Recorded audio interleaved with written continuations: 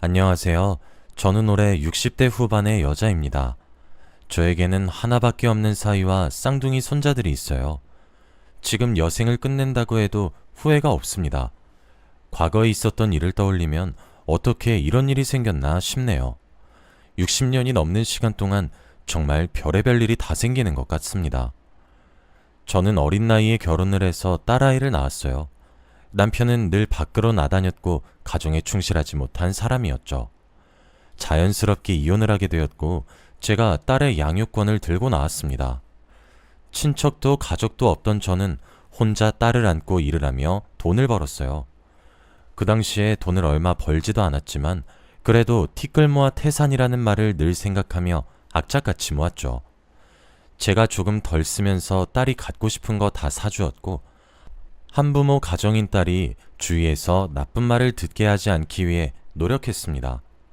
그런데 딸은 저의 이런 마음을 아는지 모르는지 제가 더 우쭈쭈하며 키울수록 더 나쁜 쪽으로 엇나갔어요. 그러다 보니 제가 스트레스가 이만저만이 아니었습니다. 원래 다들 자식 있는 부모들은 공부를 잘하길 원하는 것보다 착하고 건강하게만 자라길 원하잖아요. 그런데 저희 딸은 공부를 잘 하진 못했지만 항상 사고를 치고 다녔습니다. 학창시절에 친구들을 괴롭히고 오토바이를 타고 다녀서 학교에 연락을 받고 간 적도 굉장히 많았고 매일 친구들 부모님한테 사과 인사를 하러 집집마다 방문한 적도 있습니다. 그래도 엄마로서 학교 졸업장은 땄으면 하는 마음에 제발 학교와 부모님들에게 퇴학만 시키지 말아달라고 부탁을 드렸어요. 그래서 강제 전학은 일상이었고 매일 새로운 지역에서 적응을 하지 못했던 딸은 또 사고를 치고 다녔습니다. 제가 매일 울면서 그만 철 좀 들라고 엄마 이렇게 힘든 거 안 보이냐며 때려보기도 하고 무관심으로 말도 걸지 않은 적이 있습니다. 그런데 딸은 그래도 여전히 어긋난 행동을 했고 동네에서 소문이 금방 났죠. 다들 제 딸과 어울려 놀지 않게 되었고 딸은 그럴수록 더 잘못되어 갔습니다. 중학교도 겨우 졸업했던 딸이 고등학교에 가니 이제 선생님들이 아예 제 딸을 포기했어요. 그리고 그냥 학생들을 위해서 제 딸을 자퇴시키라고 했습니다. 제가 정말 많은 선생님들을 만나봤지만 제 딸을 포기한 사람들은 보지 못했거든요. 그런데 마지막 달의 담임 선생님은 저에게 당당하게 말했습니다. 어머니, 딸은 인간 말종이에요. 그러니 학교에 더는 피해를 주지 마시고 자퇴시키세요. 그게 저희를 위한 겁니다. 이런 말을 하면서 제 딸이 학교를 다니는 것을 원치 않아 했고 사람들의 눈치를 보며 딸은 결국 자퇴를 하게 되었어요. 그래도 자퇴를 하면 일찍 일을 시작하고 사회생활을 하면서 철이 들 줄 알았습니다. 그런데 제가 벌어온 돈들을 족족 쓰면서 놀러 다니는데 다 썼고 여전히 불량 학생이었죠. 제가 평생을 다 바쳐서 키워온 딸인데 이렇게 제 맘도 몰라주고 속만 썩이니까 그냥 확 같이 죽어버리고 싶더라고요. 늘 반항만 하고 나쁜 짓만 하고 다니는 딸을 보면 속에 천불이 났습니다. 그렇게 딸은 성인이 되었고 여전히 밖으로 나다녔죠. 그래도 그동안 직장도 구하고 돈을 벌기 시작했습니다. 돈을 많이 버는 것은 아니었지만 그래도 무언가 딸이 한다는 것 자체로 저는 너무 감격스러웠어요. 그리고 20대 중후반이 되니 딸이 갑자기 한 남자를 데려왔습니다. 저에게 말도 없이 저희 집으로 덩치 큰 남자 한 명을 데리고 왔는데 정말 겉으로만 봐도 질이 너무 나쁜 사람으로 보였죠. 양팔에는 문신이 가득했고 인상이 너무 좋지 못했습니다. 처음에는 딸이 사귀는 사람을 소개시켜 주려고 하는가 보다 싶었어요. 그런데 대뜸 저에게 나 이 사람이랑 결혼할 거야 라고 하는 겁니다. 솔직히 너무 놀랐고 아직 나이도 어린데 결혼부터 한다고 하니까 환장하겠더라고요. 그래서 바로 안 된다고 했죠.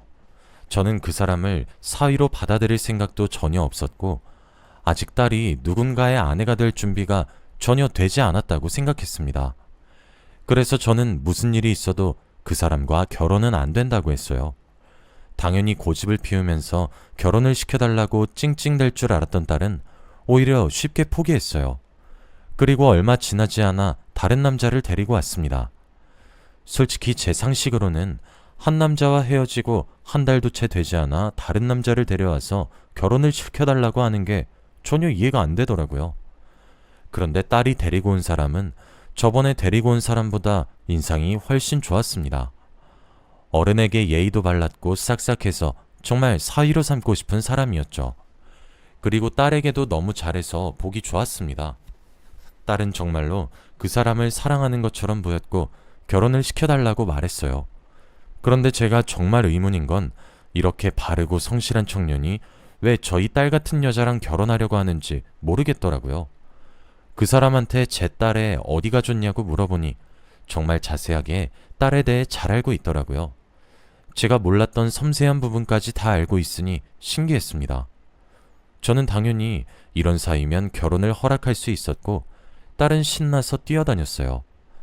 딸이 이제 누군가의 아내가 되어서 행복하게 살기를 바랬습니다. 그런데 결혼을 하고 나서 결혼식을 올리기 위해서는 조금 시간이 필요하잖아요. 하지만 딸은 허락을 받자마자 엄청 급하게 결혼식 준비를 하기 시작했습니다. 솔직히 옆에서 보면 왜 이렇게까지 빨리 준비를 하나 싶을 정도로 말이죠. 예비 사위는 너무 착해서 딸이 이렇게 하자고 하면 거절도 없이 바로 추진했고 결혼식도 빨리 올리는 것에 찬성을 했습니다. 제가 어느 날은 딸을 붙잡고 물어봤어요. 도대체 결혼식을 급하게 진행하는 이유가 뭐냐고 하면서 말이죠. 딸은 당황해하면서 저에게 이유가 뭐냐니 그냥 이 남자랑 하루라도 빨리 부부가 되고 싶어서 그렇지 라고 말을 하면서 상황을 넘어갔고 저는 딸의 말을 믿을 수 없었습니다. 사돈에서도 저의 딸의 의견을 적극 지지해 주었고 친딸처럼 여겨주셨어요. 그리고 저에게 이런 며느리를 낳아주셔서 감사하단 말까지 하셨죠. 딸이 매일 사고를 치고 다녀서 한 번도 딸에 대해 좋은 말을 들어본 적이 없는데 결혼을 하려고 하니까 주위에서 딸의 칭찬을 처음으로 들어보았습니다. 드디어 딸의 인생이 피는 건가 싶기도 하고 결혼을 하기로 한 사위에게도 너무 고마웠죠. 그렇게 둘은 예쁜 결혼식을 올렸고 정식적인 부부가 되었습니다. 한눈에 봐도 너무 잘 어울리는 한 쌍이었고 행복하게 오래오래 살기를 바랬죠. 그리고 얼마 지나지 않아 딸이 갑자기 충격적인 말을 하기 시작했습니다. 엄마, 나 임신했어. 원래 다른 부부들은 신혼생활을 조금 즐기고 아이를 갖는다고 하는데 딸네 부부는 결혼하고 한 달도 채 되지 않아 임신을 했다고 합니다. 둘 다 아직 20대고 급하지도 않은데 임신이 되었다고 하니 조금 당황스러웠죠.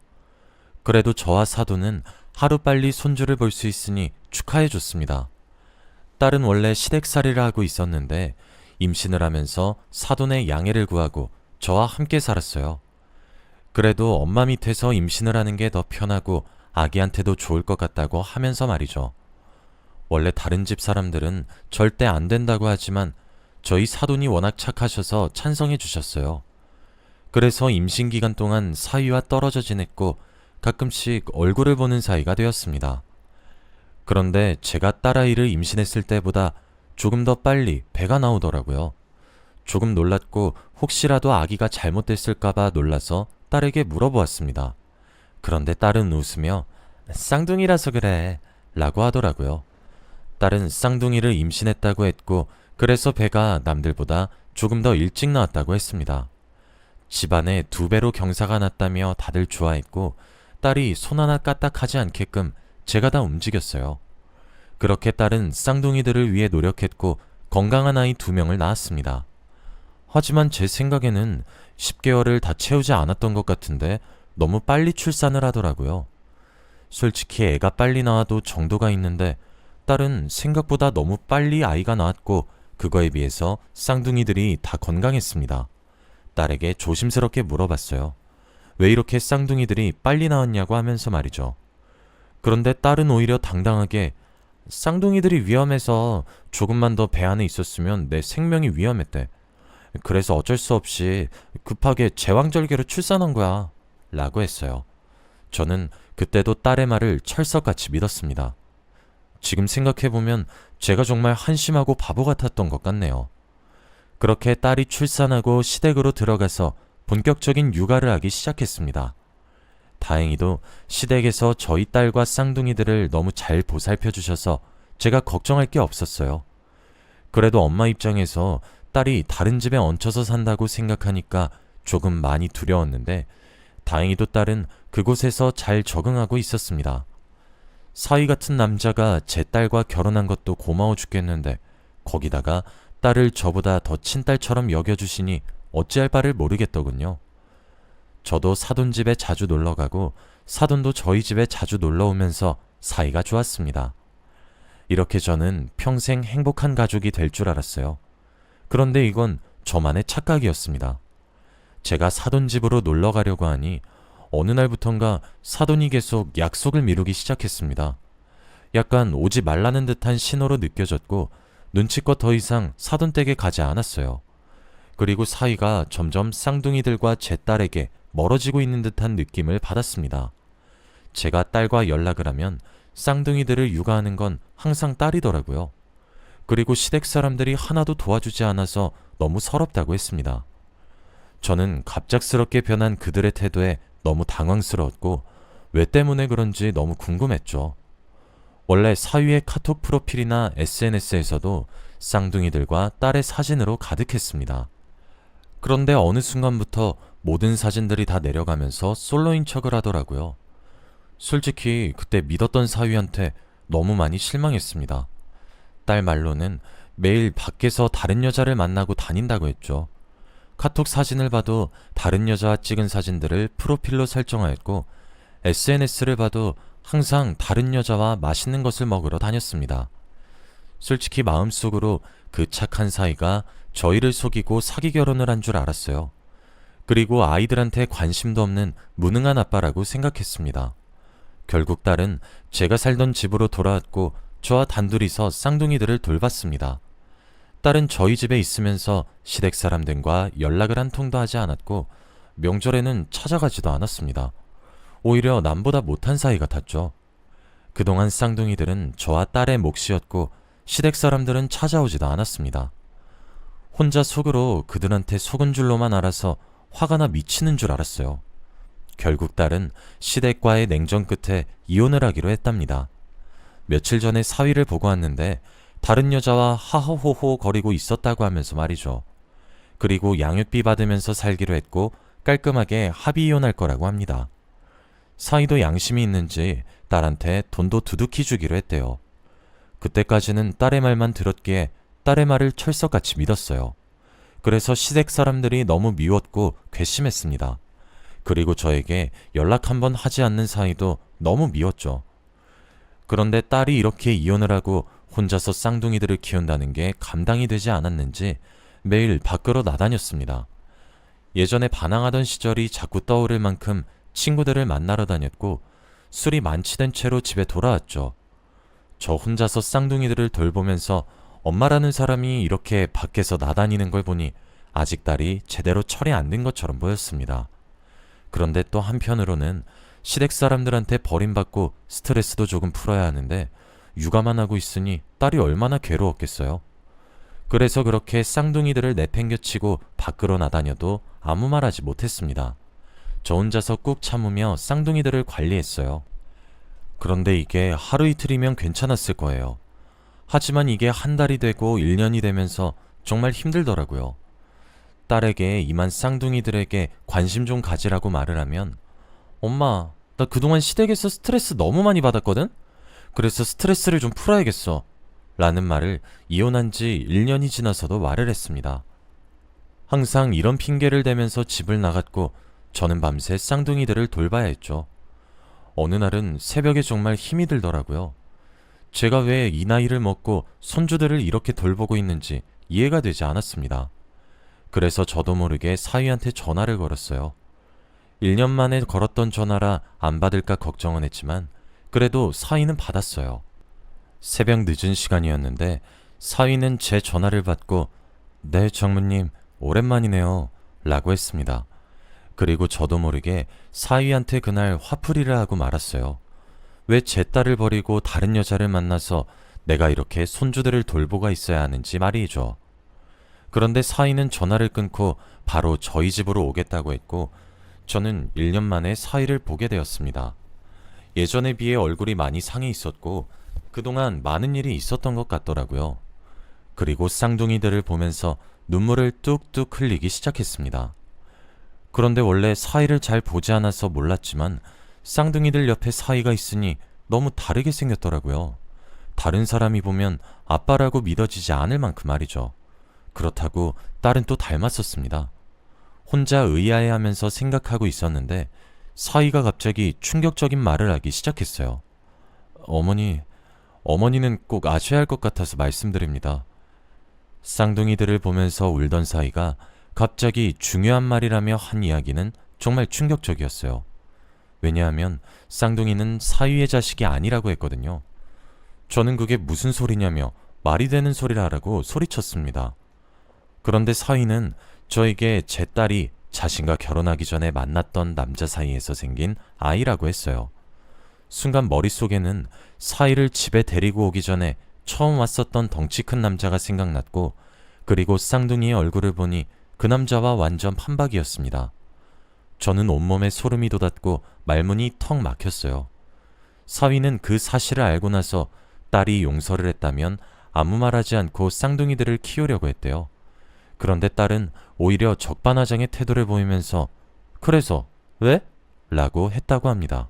아주 당당하게 짐을 싸서 집을 나갔고 몇 달간은 찜질방에서 살았다가 쌍둥이들이 너무 많이 울어서 쫓겨나고 저희 집으로 온 거래요. 그때는 이미 이혼한 뒤라고 합니다. 저는 사위의 말을 듣고 그제서야 퍼즐 조각이 맞추어졌어요.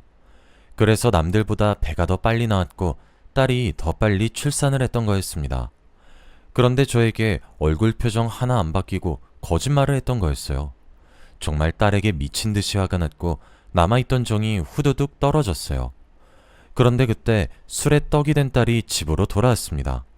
그리고 집에 있는 사위를 보고 뭐야? 네가 왜 여기 있어?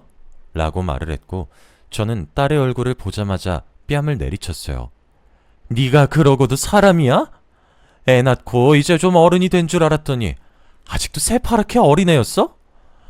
제가 이 말을 하니 딸은 헛웃음을 치면서 사위를 째려보았고 너 진짜 쓰레기구나. 어떻게 우리 엄마한테 고자질할 생각을 해? 라고 했어요. 딸은 반성하는 기미가 전혀 보이지 않았고 도저히 저는 그 아이를 제 딸로 여기고 싶지도 않았습니다. 딸은 그렇게 집을 나갔고 집안에는 사위와 저 그리고 쌍둥이들만 남았어요. 그리고 저는 사위한테 사과를 했습니다. 잘못이 있다면 이런 못난 딸을 낳은 제 잘못이겠죠. 착한 사위는 그럴 필요 없다고 안절부절하지 못했고 쌍둥이를 보면서 사실 어머니가 연락 오길 기다렸어요. 제 자식은 아니지만 너무 애지중지했고 이혼하고 나서 얼마나 생각이 났는지 모릅니다. 그래서 제가 혹시라도 이 아이들을 키워도 될까요, 어머니? 라고 하는 게 아니겠어요? 저는 사위의 말을 잘못 들은 줄 알았고 눈물이 흘렀습니다. 이런 남자를 놓친 딸이 평생 후회하기를 바랬어요. 그렇게 사위는 정말 쌍둥이를 자신의 호적으로 올렸고 착한 사돈도 사실은 쌍둥이가 그리웠다고 했습니다. 저는 그들한테 평생 갚지 못할 빚을 졌고 양육비도 매달 많은 돈을 보내고 있어요. 딸은 그 뒤로 집을 나가서 연락도 없고 집에 들어오지도 않습니다. 솔직히 어떻게 살고 있는지 궁금은 하지만 제가 절대 먼저 연락 안 하려고요. 그런 딸을 평생 뒷바라지하고 딸의 말을 철석같이 믿었던 걸로 엄마의 도리는 다 했다고 생각합니다. 저는 지금 사돈댁과 사위한테 고마워하기도 바쁘고 평생 사죄하는 마음으로 살아가려고 해요. 정말 사위가 아니었다면 제 인생은 어떻게 흘러갔을지 상상도 안 됩니다. 솔직히 마음 같아서는 딸이 평생 돌아오지 않았으면 해요. 딸이 꼭 천벌을 받았으면 좋겠습니다. 여러분도 자식이라고 꼭 편들지 말길 바래요. 저처럼 큰 코 다칩니다. 저의 이야기는 여기까지예요. 들어주셔서 감사합니다.